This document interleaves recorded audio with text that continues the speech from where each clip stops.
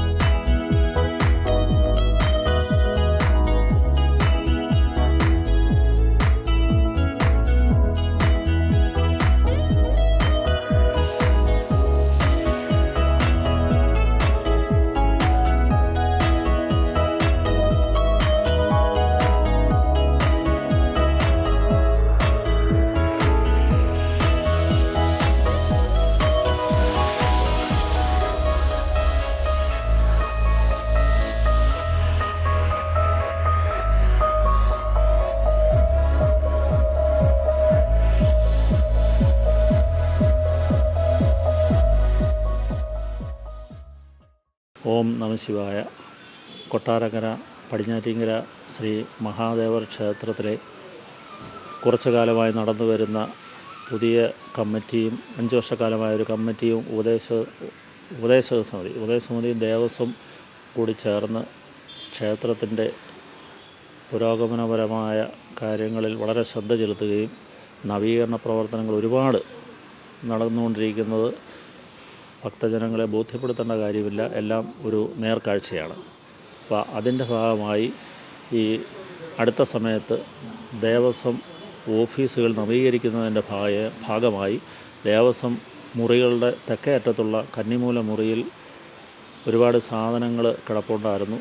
അപ്പോൾ ഈ നവീകരിക്കുന്നതിൻ്റെ ഭാഗമായിട്ട് അതിനകത്ത് കിടന്ന മുത്തുക്കുടകളെ, തലയെക്കെട്ട്, നെറ്റിപ്പട്ടം, തലക്കെട്ടും ജീവിതയും ഇങ്ങനെയുള്ള ഇത്യാദി സാധനങ്ങളെല്ലാം ഓഫീസിൻ്റെ പുറത്തേക്ക് മാറ്റിയപ്പോൾ ആണ് ഈ പഴയകാലത്തെ ഭരണി, ചീനഭരണി എന്ന് പറയും, ഈ ഭരണികൾ ദേവസ്വത്തിൻ്റെയും കമ്മിറ്റിയുടെയും ശ്രദ്ധയിൽപ്പെടുന്നത്. അങ്ങനെ നവീകരണത്തിൻ്റെ ഭാഗമായി ആവശ്യമായി പുറത്തേക്ക് മാറ്റേണ്ടതുകൊണ്ട് വലിയ 3 ഭരണികൾ മണ്ണിനകത്ത് 3/4 ഇടം കുഴിച്ചിടുകയും 3 ചെറിയ ഭരണികൾ മണ്ണിൻ്റെ മുകളിലിരിക്കുകയും ചെയ്യുമായിരുന്നു. വലിയ ഭരണികൾ വാതിൽ കടന്ന് പുറത്തേക്കിറക്കാൻ ബുദ്ധിമുട്ടായതുകൊണ്ട് വാതിൽ ഇളക്കി മാറ്റി ഈ 6 ചീനഭരണിയും പുറത്തെടുക്കുകയും കഴുകി വൃത്തിയാക്കി ഈ ക്ഷേത്രത്തിൻ്റെ മുമ്പിൽ സൂക്ഷിച്ചിരിക്കുകയുമാണ്. വലിയ ഭരണികൾ 3/4 ഭാഗത്തോളം മണ്ണിനുള്ളിൽ കുഴിച്ചിട്ടിരുന്നത്. ചുറ്റുവട്ടം മണ്ണെല്ലാം മാറ്റി ഈ 3 ഭരണി വലുതും പുറത്തിറക്കുകയും അതിൻ്റെ കൂടെ 3 ചെറിയ ഈ ചീനഭരണികൾ പുറത്തിറക്കുകയും ചെയ്തു വച്ചിട്ടുള്ളതാണ്. അത് പണ്ടുകാലത്ത് നമ്മുടെ ഊഹാപോഹങ്ങളെന്ന് പറയുന്നത്, പണ്ടുകാലത്ത് ഈ അമ്പലത്തിലെ ആവശ്യത്തിലേക്കുള്ള എണ്ണകൾ ഈ ഭരണിയിൽ സൂക്ഷിച്ചിരുന്നു എന്നുള്ളതാണ് പറയപ്പെടുന്നത്. പക്ഷെ അത് കറക്റ്റായിട്ട് പറയാൻ ആർക്കും ഇപ്പോഴത്തെ തലമുറയ്ക്ക് പറ്റത്തില്ലല്ലോ. കഴിഞ്ഞ തലമുറയിൽ നിന്നും ഉള്ളവരാരും ഇപ്പോഴില്ല താനും. അപ്പോൾ അതിൻ്റെ ഭാഗമായിട്ട് ഇത് എന്തായാലും ഒരു പുതുമയാണ്. കാരണം ഈ പ്രാചീന യുഗത്തിലെ ഇങ്ങനെയുള്ള ഈ ചീനഭരണികൾ ഇപ്പോഴത്തെ തലമുറയ്ക്ക് കണ്ടുപഠിക്കാനും കരകൗശല വസ്തുവായി സൂക്ഷിക്കാനും ഒക്കെയുള്ള ഒരു സന്ദർഭം കൊട്ടാരക്കര മഹാദേവൻ എല്ലാവർക്കും നൽകിയിരിക്കുകയാണ്. കാലപ്പഴക്കം പലരും പലത് പറയുന്നുള്ളൂ. 1000 വർഷം, 1500 വർഷം, 2000 വർഷമൊക്കെ എല്ലാവരും പറയുന്നുള്ളതുള്ളൂ. പക്ഷെ നമുക്കതിൽ അതിലൊന്നും എഴുതി വെച്ചിട്ടില്ലാത്തത് കൊണ്ട് നമുക്കൊരു ഊഹം ഇങ്ങനെ എല്ലാവരും പറയുന്നതുള്ളൂ. യഥാർത്ഥ വസ്തുത നമുക്ക് പറയാൻ പറ്റത്തില്ല. അതെ, തീർച്ചയായിട്ടും. നമ്മുടെ കൊട്ടാരക്കര ഈ പടിഞ്ഞാറ്റിൻകര മഹാദേവ ക്ഷേത്രം എന്ന് പറയുമ്പോൾ ഈ അടുത്ത സമയത്ത് എല്ലാവർക്കും അറിയുന്ന ഒരുപാട് പഴക്കമുള്ള ക്ഷേത്രമാണ്. അപ്പോൾ അങ്ങനെ വരുമ്പോൾ അവിടുത്തെ സാധനങ്ങളും മുക്കാലിടവും എല്ലാം ഒരുപാട് പഴകിയതാണ്. അപ്പം മറ്റുള്ള പുതുമ ഒന്നുമില്ലാതെ ഈ പഴയ ചീനഭരണികൾ ഇനി ഒക്കുന്നിടത്തോളം കാലം ഇവിടെ അത് കാത്തു സൂക്ഷിക്കണമെന്നുള്ള ഒരു ചിന്താഗതി ഇപ്പോൾ എല്ലാവർക്കും വന്നിരിക്കുകയാണ്. അതിൻ്റെ ഭാഗമായിട്ട് സുരക്ഷിതമായിട്ട് തന്നെ ഇത് ഉരുണ്ടുമറിയാതെ ഒക്കെ ഇത് ഇവിടെ ഇങ്ങനെ വച്ചിരിക്കുകയാണ്.